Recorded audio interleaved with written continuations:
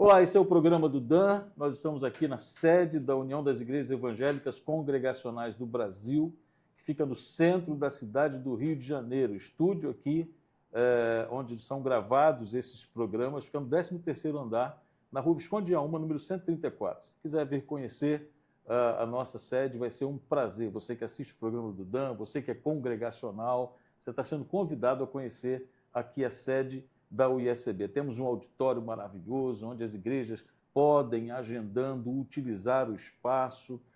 Então, que Deus abençoe a nossa união de igrejas. Eu sou o diretor do Dan, pastor Antônio Ramos, esse é o programa do Dan.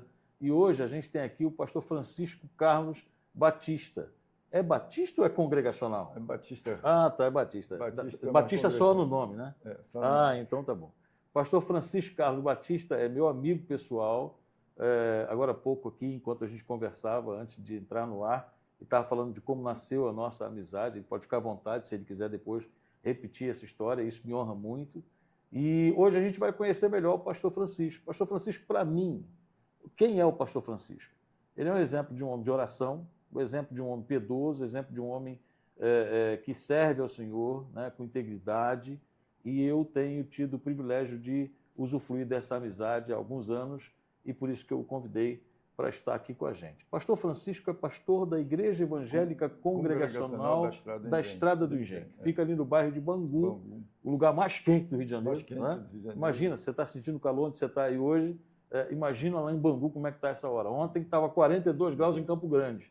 Eu não sei como é que estava em Bangu, que devia estar um pouco mais. É um vale, né? Vale. Bangu é um vale, não corre vento. O vento passa lá por cima. O calçadão... Bangu tem o pico mais alto do Rio de Janeiro. E tapa que tudo. É o pico da Pedra Branca. Eu lembro disso. E aí, Bangu, eu me lembro que foi o primeiro lugar que teve um calçadão com climatizador, rapaz. Você passava pela calçada para ver as lojas e ficava caindo assim aquele vaporizador de água para refrescar, porque o povo não aguentava. Tinha gente que desmaiava lá, né? Mas essa é a realidade de Bangu, onde o pastor Francisco pastoreia uma das igrejas que estão ali naquele bairro. Bom, pastor Francisco, já lhe apresentei. É uma honra tê-lo aqui. Por favor, fique à vontade, diga eu me sinto assim um privilegiado. É a primeira vez e, particularmente, eu não gosto de essas entrevistas. Eu gosto de conversar muito pessoalmente. É meu dom, minha facilidade que eu tenho. E o pastor Antônio foi assim, uma amizade que foi uma construção. Que nós vimos aqui antes da Assembleia Geral. Eu tive esse privilégio de nós sempre estar orando ali com a diretoria. E um dia nós descemos e nos encontramos e nós ficamos aguardando. E como a Sandra Rocha estava lá orando, levou mais de 1 hora lá e nós ficamos na porta do... Então esse dia ela orou rapidinho, né? Aí nós conversamos ali e criamos esse laço. Depois fizemos algumas visitas. E para mim é um privilégio muito grande nós estarmos aqui, que eu me sinto muito pequeno. Imagina. Mas 2 coisas que eu gosto muito de fazer é orar e ler a Bíblia. Opa! Pela graça de Deus, foi uma coisa que eu aprendi a fazer esse exercício de ler diariamente a Bíblia. Então eu quero orar. Eu queria que o senhor lesse também. Qual foi o texto da sua meditação hoje? É um texto que eu tenho... Eu não sei conversar. Às vezes, eu moro em Bangu, dia 27 agora, eu vou fazer 75 anos. Tá um menino ainda. De idade. E, às vezes, eu encontro com o pessoal da minha época e eu digo para eles aqui, vocês são relíquia. O que é uma relíquia? Uma coisa preciosa. É verdade. Aí eu converso com eles e depois eu falo para eles assim, vamos lembrar de coisas boas da nossa... mocidade, né? As músicas, as amizades, o respeito. E depois eu digo para ele, hoje é totalmente diferente. Claro que a tecnologia, isso é bíblico também, que a ciência se multiplicaria. É verdade. Mas eu gosto sempre de ler e não consigo falar sem não falar da palavra de Deus. Antes do senhor ler, eu quero dizer uma coisa, 75 anos não é para qualquer um. 75 anos com lucidez, com disposição para trabalhar, caminha todo dia, quantos minutos? 1 hora, 1 hora e meia. 1 hora por dia a caminhada dele. Olha, corpo de menino. Né? Enquanto eu estou carregando um peso aqui, ele está leve. Né? E eu queria dizer, pastor, que eu ouvi uma frase esses dias de que idoso é um jovem que deu certo. Né? Porque tem uns jovens que não chegam na idade, né, de um idoso, não deram certo. O senhor é um jovem que deu certo. Vamos lá, por favor, fique à vontade. Tem aqui o Salmo 59, o salmista diz assim: livra-me, Deus meu, dos meus inimigos, põe-me acima do alcance dos meus adversários. E aí ele diz: em ti, força minha, esperarei, pois Deus é o meu alto refúgio.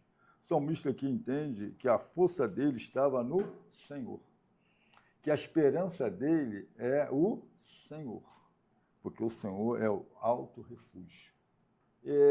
Eu, na minha caminhada, e hoje eu entendo a plena convicção do meu chamado para o ministério. Eu tentei 5 provas para sargento especialista, não passei. Tentei para a escola de oficiais da PM, passei na primeira, fiquei na segunda. Inclusive, está fazendo um ano, eu estive com o pastor Eliezer ali na escola de formação de oficiais, eu falei, engraçado. Eliezer Farias. Eliezer Farias, eu falei, Comandante. aqui, pastor Francisco, vem aqui uma manhã, passa aqui conosco, é uma pessoa, eu quero mandar um abração para ele, tá, pastor Eliezer, tu sabe do o carinho, o amor que eu tenho por você, pela sua simplicidade. E eu falei, interessante, há 50 anos atrás eu sonhava entrar aqui como oficial, como aluno e sair como aspirante, estou entrando como pastor. Né? Acabei realizando o sonho não como eu gostaria que fosse realizado, mas como Deus queria que fosse. Queria que fosse. Então, não tentei. Depois trabalhei na Petrobras, trabalhei 2 anos e meio, pedi as contas. Tentei a escola de oficial da PM, não passei. Passei na PM, fiquei na segunda. Detetive inspetor, Polícia Federal, nada deu certo. Aí me formei em mecânica, fui trabalhar no Moura Brasil e aí, ganhando relativamente bem, 90 dias de experiência, com 45 dias eu fui aprovado e efetivado no laboratório. 10 dias depois eu sofri esse acidente. Então, eu ia falar sobre isso. Mostra a sua mão para a câmera, por favor. Eu sofri esse acidente. Vira ela, pastor Francisco, vira a sua mão, por gentileza. Então, o pastor Francisco não tem nenhum dos dedos completos da sua mão direita, não é isso? Aí sofri esse acidente. Como foi isso? E regulando o xarope Vic, né? E aquilo ali foi... Eu estava com 29 anos. Eu vi ali todos os meus sonhos, mas às vezes Jesus ele diz, o que eu faço agora tu não compreende, compreenderás depois. Não que Deus quisesse, mas ele permitiu. E eu fiquei 1 ano e 8 meses, aí minha filha nasceu 1 mês e 18 dias depois, a Érica, que é missionária. Né? Honra qualquer pai, né? Presente de Deus. Né? Eu esqueci. E quando foi em 1981, em agosto, o mês de agosto tem muito a ver comigo. No dia 9 de agosto de 1981, eu fui em Senador Camará, que toda a minha história foi na Igreja Congregacional de Senador Camará, com o pastor Benedito. E o avô da minha mulher tinha sofrido um acidente numa quarta-feira. E eu cheguei lá no domingo, a família estava muito angustiada, aflita, que ninguém tinha acesso. Eu fui lá procurar o pastor Benedito e o irmão Paulo Dias Prestes, Dias Prestes, que já está na glória, ele, irmão Paulo, para ir me dar o culto. Não, ele estava no Souza Guiar. Não, no Getúlio Vargas, estava no Getúlio Vargas. E o ensaio do conjunto, o coral estava ensaiando. E eu parei ali na porta da igreja e eu não gosto muito de... lembrar, né, pastor? Isso gera uma lembrança que traz dor. E ali foi um encontro com Deus. Foi um encontro com Deus. Eu falei, a partir de hoje eu quero pertencer a essa igreja. E ali eu tive convicção da minha conversão, da minha decisão por Jesus Cristo. Amém, pastor. Eu cheguei em casa e eu queria, à noite, voltar, que eu queria... A primeira palavra que o pastor Benedito desse no culto era quem quisesse ali aceitar Jesus Cristo. E ali eu me converti. Me converti no dia 28 de dezembro do mesmo ano, eu me batizei. E 11 anos depois eu fui ordenado diácono. E fui ordenado diácono e depois o pastor Benedito 3 anos depois, fiz a eleição para presbítero, eu não queria ser presbítero. Eu tinha muita dificuldade, eu não gostava de pregar, e até hoje eu não gosto, eu gosto de conversar pessoalmente. E ele falou, eu vou colocar seu nome. Ele colocou meu nome e eu ganhei a eleição para presbítero. E quando é engraçado, eu lembro muito daquele texto, que quando Davi assume o reinado, e o povo disse para ele, você já era aquele que dava as entradas e saídas militares em Israel. E Davi ainda não era, tinha sido... Nem era rei. Mas o pessoal já via, porque a igreja via. E a pessoa, não, o senhor tem que ser presbítero mesmo. E aí depois eu fui para o seminário, eu comecei o seminário em 1992. Não que eu tivesse sido chamado por Deus, porque eu queria fazer o seminário para... Então, o seu chamado se deu depois já do início da sua formação acadêmica? Não, foi antes. Antes? É. Aí, quando foi em 96, eu parei o seminário em 92. Quando foi em 95, eu frequentei muito um novo momento de vida do pastor Caio Fábio, ali em São Conrado, e depois ali na comunidade Zona Sul. E quando eu falo dele naquele tempo, eu tenho saudade. Quando foi em 95, eu estava na comunidade Zona Sul e parece que assim que um anjo desceu do céu e disse, volta para o seminário. E nós estávamos num retiro em Campo Grande, em 1996, e fui falar com o pastor Benedito, falei, eu quero voltar para o seminário, que eu tenho certeza que fui chamado para o seminário, mas quero ir para o Batista. Ele falou assim, não, você vai para o congregacional, porque se você se sentir chamado, você está se preparando para o ministério. Ele me orientou e eu fui para o seminário. E tinha 21 anos que eu não estudava.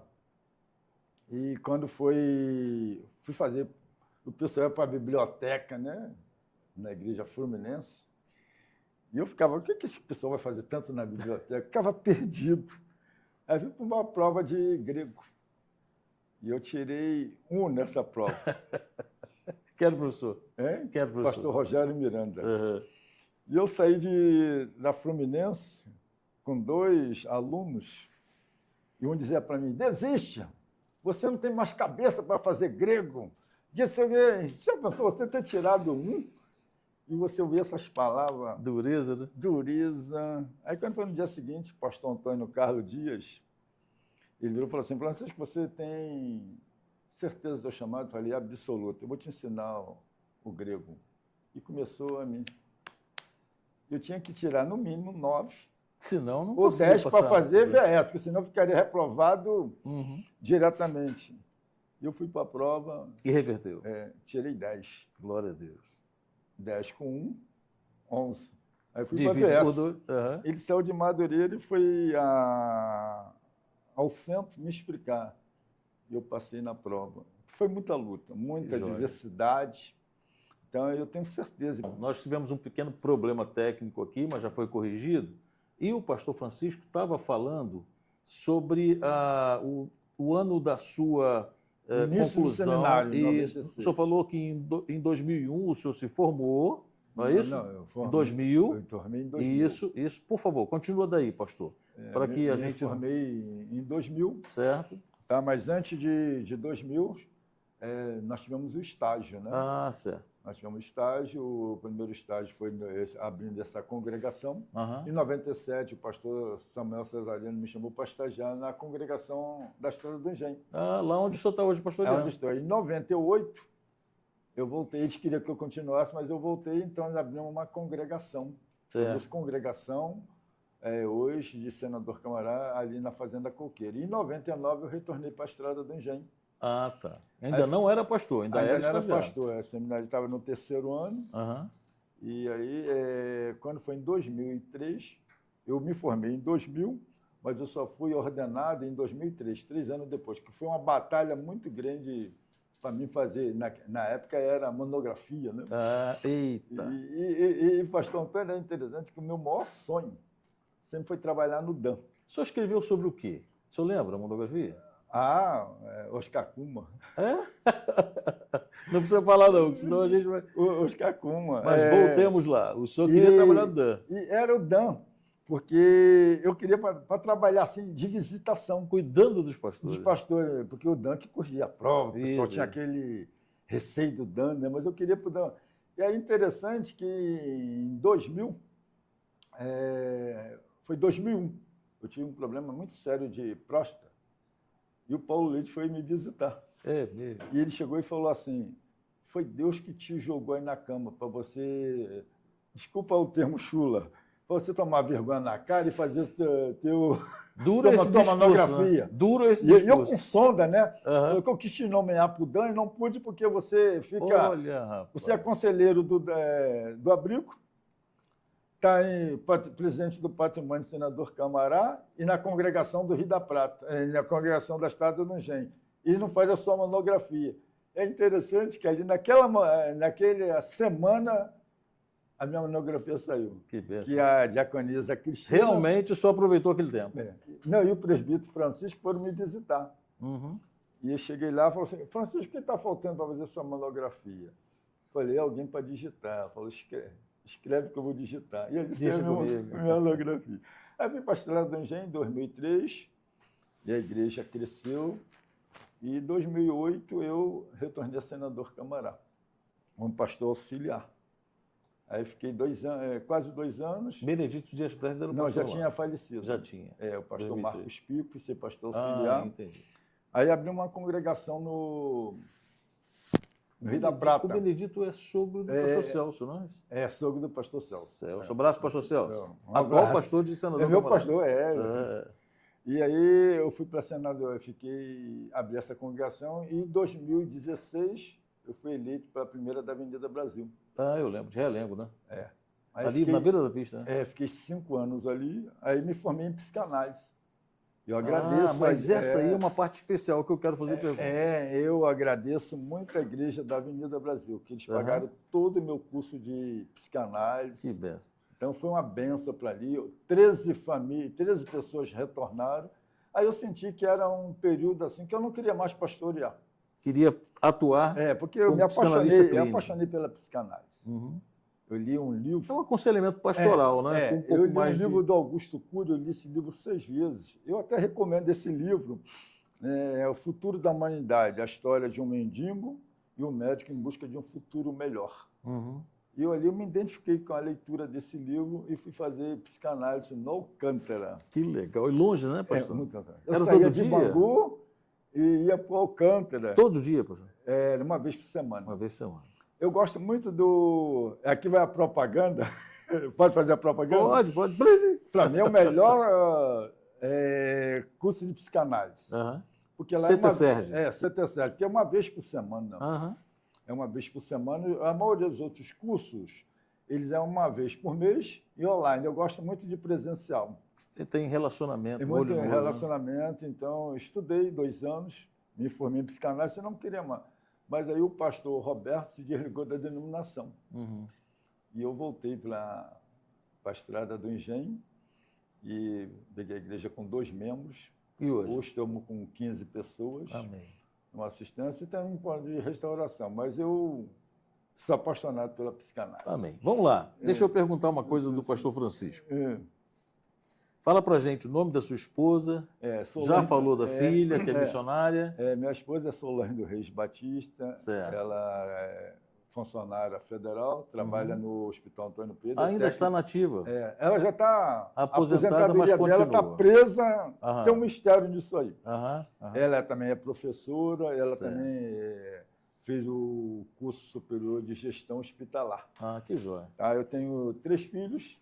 A Érica, que é missionária, é casada com o pastor. Pode falar onde ela está ou é lugar de... Ela está em Taubaté, ela hoje está em Taubaté. Mas ela ficou no exterior durante um tempo. Ela teve na Jordânia. Nesse tempo não podia falar, teve na Bolívia. Nesse tempo, por orientação da missão, era... Missão Horizonte. Então, nesse tempo que ela estava fora, por orientação da missão e para a segurança dela, não era normal que se falasse onde ela estava. Né? Então, hoje ela está em Vitória do Brasil tem 2 filhas. A minha netinha fez 15 anos, dia 26 de dezembro. Que legal. Ela tem 2 filhas. Qual é o nome dela? Érica A Érica também? É. O nome da mãe? Não, a filha... De 15. A de 15 anos. é a Karina. Karina, um beijo. Você vai ver o vovô aqui na TV depois.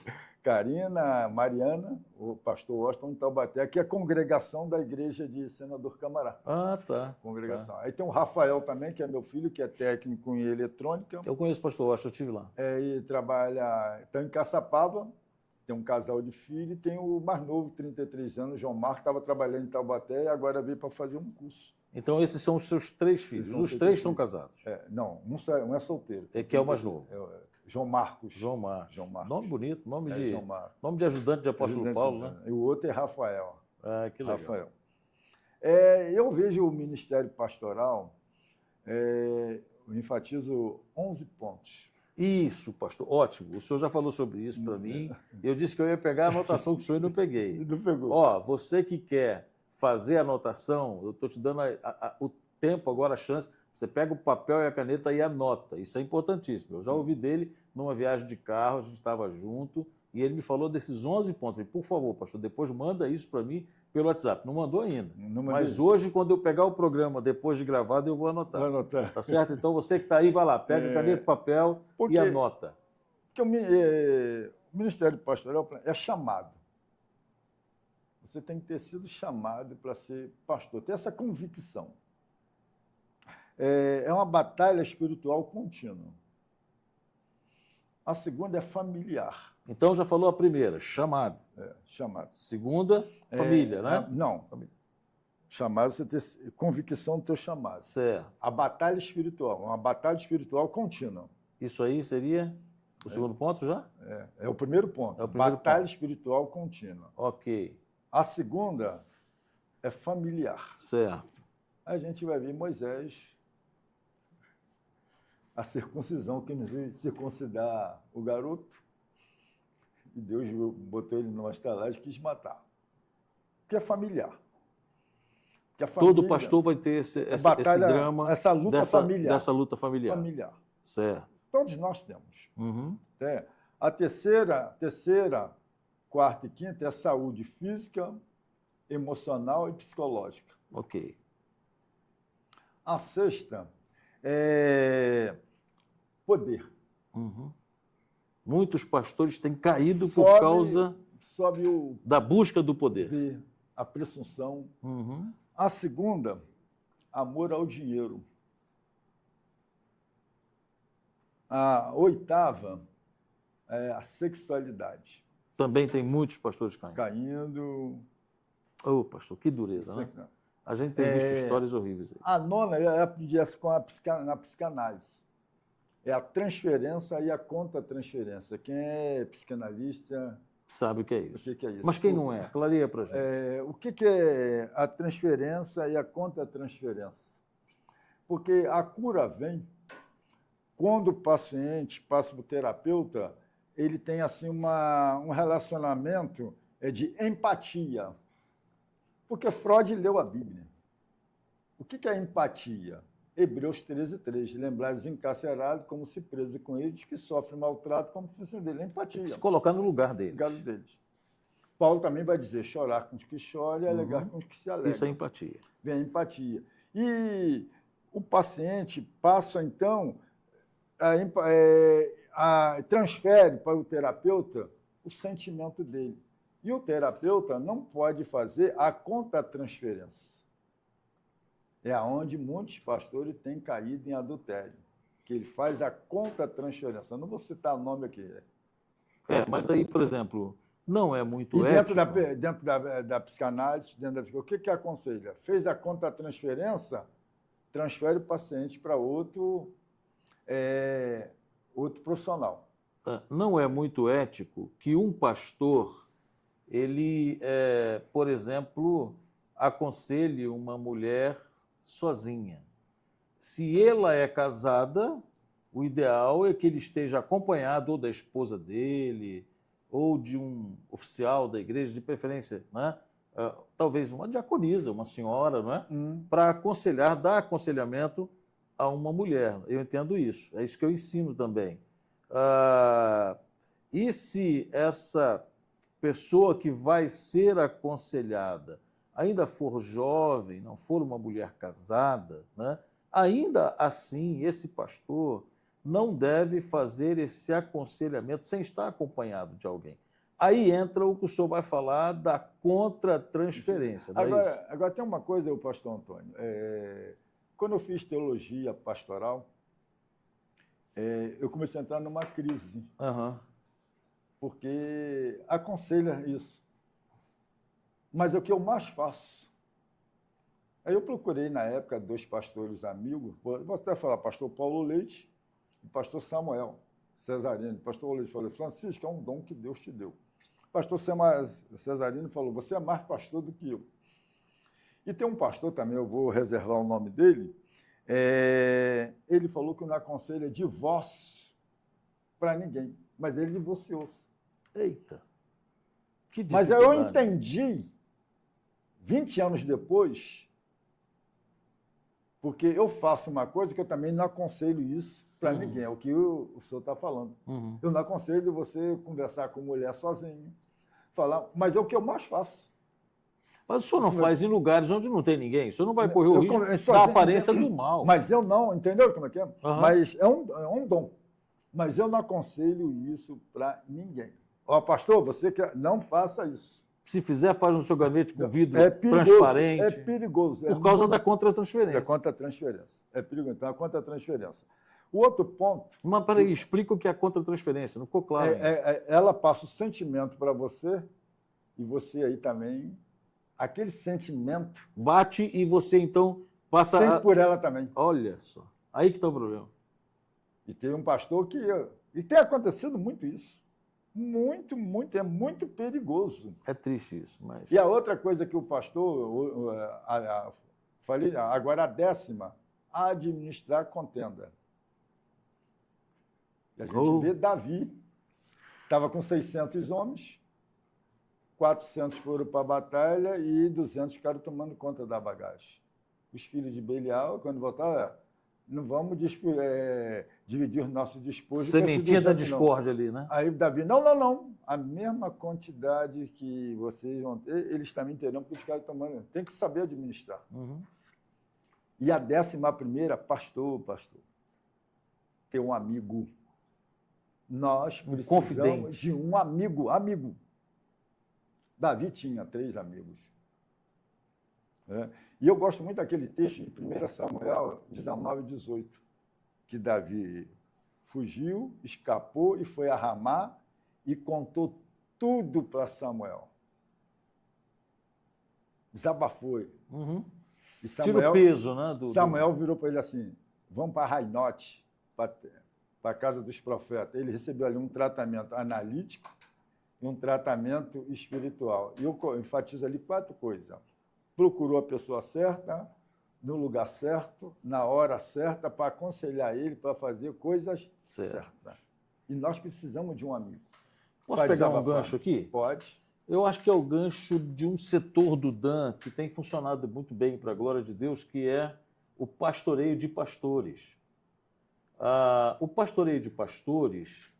ele é exatamente colocar à disposição de qualquer que seja um dos pastores do departamento esse cuidado pessoal na sua necessidade. Então, nós temos hoje o pastor Odinal, que é o responsável pelo setor de pastoreio de pastores. Quando um pastor está passando por uma dificuldade, seja ela emocional, até na área espiritual, né? Uma crise dele mesmo, com Deus e tal, ele precisa de um pastor também. Então, esse amigo que o senhor está falando é alguém com quem ele vai abrir o coração. Mas esse amigo tem que ser alguém que você se identifique. Exatamente. Ninguém pode indicar alguém. Pode ser até fora da denominação. O que você precisa é construir um relacionamento de amizade. Você tem que ter um amigo. Entendi. Você tem que ter um amigo. Entende? Interessante, pastor. Quando eu lhe apresentei no início do programa, eu esqueci de falar que, além de pastor da igreja lá na Estrada do Engenho, o senhor era psicanalista clínico, né? Interessante. E é o que mais a gente está explorando nessa conversa nossa, né? Eu já tenho, inclusive, feito o convite ao senhor, né? Para que o senhor atue como psicanalista, parceiro do departamento nas necessidades dos nossos colegas pastores. Porque tem que ser... alguém que você se identifique. Uhum. Uhum. Tá? Que vai lhe dizer, olha só, pastor Antônio, o senhor está errado, mas eu sou seu amigo, estou aqui. Não vai sair criticando. Porque hoje nós julgamos muitas pessoas. Uhum. Né? É fácil julgar. É verdade. Entende? Mas você tem que ter um amigo, um amigo. Então, pastor, você tem que ter um amigo. Ninguém é super-homem, né? Ninguém é super-homem. E não queira realmente, porque a carga é... Agora é prazeroso. Você poder desabafar e confiar, né? Tem uma pessoa, né? E ela hoje está fora do estado. E ela tinha... Uma vez eu fui na casa dela e conversamos, e ela falou, eu perguntei a ela, você voltou a cair de novo? Ela falou assim, caí. E ela falou, pastor, o senhor me abraçou, o senhor me carregou no colo, o senhor não me julgou. E desse dia para cá, nunca mais eu voltei a praticar o que eu praticava. Ela hoje é formada em pedagogia, teologia, e o ano passado ela se formou em psicologia. Porque muitas vezes nós julgamos. É verdade. Agora temos que ter um amigo. Tá? Dar o braço, a mão para levantar alguém caído é muito difícil, né, pastor? É alguém que você se identifique, você pode abrir seu coração. E eu gosto muito daquele texto de Provérbios, capítulo 11, versículo 13. É assim, o mexeriqueiro descobre o segredo, mas o fiel de espírito encobre. Mexeriqueiro, pastor Antônio, quanto é que o senhor ganha? Ele procura, fica bisbilhotando. Eu sei que o senhor está usando uma suposição, mas nem vou falar aqui, senão o pessoal chora lá. Mas aonde eu quero chegar, isso é um mexeriqueiro. O fiel de espírito encobre, você confidencia algo para aquela pessoa que tem ali o temor de Deus. Ele não lembra depois do que ele falou para você. Você lembra que você falou isso para mim? Não, não lembro, não. Deus, o Espírito Santo de Deus não deixa ele ficar lembrando aquilo que você fala para ele. Pois é. Eu gosto também muito daquele texto, Miqueias, capítulo 7, versículo 5. Uhum. Deixa eu aqui pegar o texto, para mim não... Miqueias, capítulo 7, versículo 5. Eu gosto muito desse texto aqui, diz assim, não creais no amigo e nem confieis no companheiro. Guarda a porta de tua boca aquela que reclina sobre o teu peito. Não creais no amigo, nem confieis no companheiro. Guarda a porta do teu peito e da tua boca aquela que reclina sobre... Uma pessoa que reclina a cabeça dele sobre o seu peito. Vamos lá. Vamos pegar os adjetivos. O que ele tem por você? Carinho, afeto, respeito. Vai devagarzinho. Carinho, afeto, respeito, confiança. Compartilha com você o mesmo amor, ambiente. Mas me dá um outro adjetivo aí. Rapaz, e agora? O que mais eu tenho que citar aqui? Não lembro. Intimidade. Tem intimidade. Lógico, não tem? Lógico. Não é qualquer um, né? Mas ele tem um problema sério, essa pessoa. Qual é o problema dele? Guarda a porta da tua boca, aquela que reclina a cabeça sobre o teu peito. Fala demais. Ele confia em você, mas você não deve confiar nele. Se uma pessoa que chega para você falando da vida de todo mundo, e também vai sair falando da sua vida para todo mundo. Eu tenho 2 filhas. E quando elas eram ainda crianças, adolescentes, eu as chamava e conversava com elas e dizia assim, meninas, Bia, Carol, elas vão lembrar, se elas tiverem assistido, elas vão lembrar. Vocês têm as suas colegas, né? Se uma colega sua vier falar a respeito de uma outra colega comum a vocês, não vou dizer amigo, colega comum a vocês, na ausência, não confie, porque essa mesma pessoa, quando estiver na sua ausência, vai fazer o mesmo com a outra colega. Então, tenha um passo atrás em alguém que faz isso. Na ausência de outrem, fala mal daquela pessoa. Porque quando você não estiver junto, na sua ausência, vai falar mal de você. Então, essa é uma verdade. Pastor Francisco, eu vou conduzir aqui essa entrevista até o final, porque a gente só tem 10 minutos. A conversa é muito boa, né? E quando a conversa é boa, a gente perde assim, né, o tempo, a noção do tempo. Mas eu queria fazer algumas perguntas para o senhor. enquanto pastor, cidadão, um exemplo para mim, já disse isso, nenhum problema quanto a isso, de falar isso. Para mim é uma honra, né? É uma honra. O que você é, eu tenho... Imagina, olha, estou dizendo isso do fundo do coração, Deus está vendo, as pessoas todas estão vendo, o senhor também. Como é que o senhor lida? Já há quantos anos o senhor tem esse problema da deficiência na mão? Vai fazer 46 anos. 46 anos. Como é que o senhor lida com isso? Isso te incomoda em alguma parte? O senhor se sente incomodado com isso? Porque se sente, eu já lhe deixei incomodado. Não, aqui não, pastor, olha aqui a mão dele. Tá? Eu queria saber como que o senhor lida com isso, como é que o senhor aconselha alguém? Até ontem eu estava conversando com uma... Estava na casa de uma família, nós estávamos trabalhando com esse aconselhamento. Aqui não tem um grãozinho de arroz. Não vai ter aqui. Não tem, né? Negócio pequenininho. Você consegue... Eu não consigo pegar com esse dedo. Certo. Porque eu preciso dos dedos. Isso aí. E dentro da psicanálise, o Gênesis 45 é psicanálise pura.